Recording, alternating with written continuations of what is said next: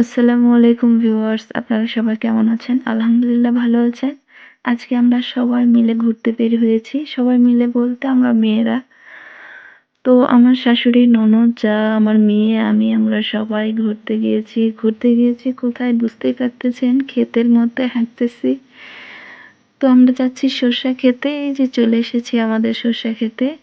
তো আমরা অনেকদিন আসবো, মানে অনেকদিন থেকেই ভাবতেছি আসবো, তবে আসাই হয় না। তো আমার ননদ এসেছে, আমার ননদকে নিয়ে আমরা ঘুরতে বের হয়েছি।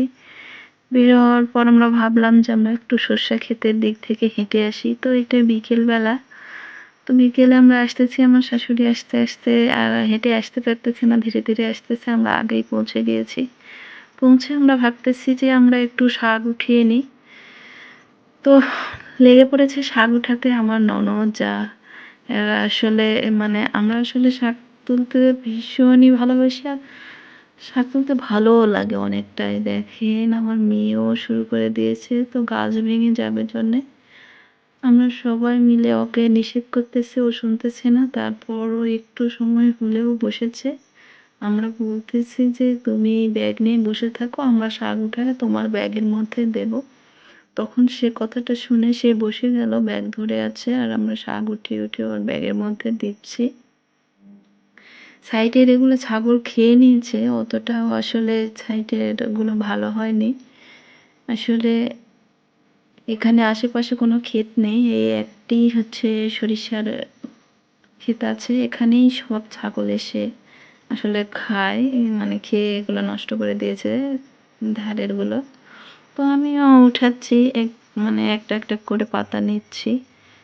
তো খেয়াল রাখতে হবে গাছগুলো যেন নষ্ট না হয়ে যায়। বুঝতেই পারতেছেন, নিজের জিনিস মায়া তো থাকবেই, মায়া করেই তুলতেছি সাইড থেকে। সেরকম গাছ যেন না ভাঙে, ফুলগুলো যেন না পড়ে যায়, না নষ্ট হয়। আমার মেয়ে ব্যাগ ধরে বসে আছে, আর আমরা তো উঠে উঠে নিয়ে যাই আবার ওখানে দিচ্ছি।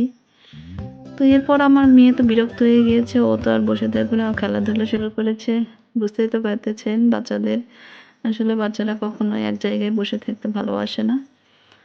তো এভাবে ওরা খেলতেছে। লাস্টে কি করব, আমরা হচ্ছে নিজের হচ্ছে রন্নাতেই আসলে নিয়েছি। এদিকে দাদি নাতি ঘুরতে ঘুরতে ওই সাইডে চলে গিয়েছে, ওই পাশে আবার আমাদের আলুর ক্ষেত আছে, ওইদিকে দেখতে গিয়েছে। ওখানে আমার মেয়ে আবার চলে গেল দৌড়ে ওর দাদির কাছে। আর এদিকে আমরা শাক উঠাচ্ছি, এবার চলে যাব আলুর ক্ষেতে। দেখেন আমার মেয়ে যে ওখানে মাটি নিয়ে খেলতে শুরু করে দিয়েছে। বুঝতে পারতেছেন যে বাচ্চারা আসলে খেলাধুলা কতটা পছন্দ করে, ওরা যেখানে যায় সেখানেই খেলাধুলা।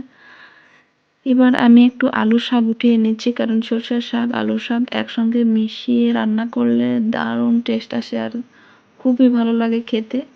আসলে আপনারা যদি না খেয়ে থাকেন তাহলে একবার অন্তত ট্রাই করে দেখবেন যে কথাটা সত্যি কিনা।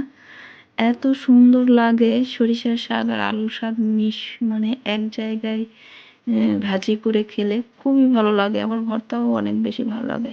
আর দেখেন আমার মেয়ে কি কখন কোথায় যাচ্ছে তার ঠিক নেই, কখন কি করতেছে, একা একা বসে ও ওর মতন মজা করতেছে। আর এদিকে আমাদের শাক উঠানো শেষ, ঘোরাঘুরি শেষ, এখন আমরা বাড়ির দিকে রওনা দিয়েছি। প্রায় সন্ধ্যা নেমে এসেছে, বাড়িতে পৌঁছাতে হবে। যার কারণে অনেক এখান থেকে অনেকটাই হেঁটে যেতে হবে বাড়িতে।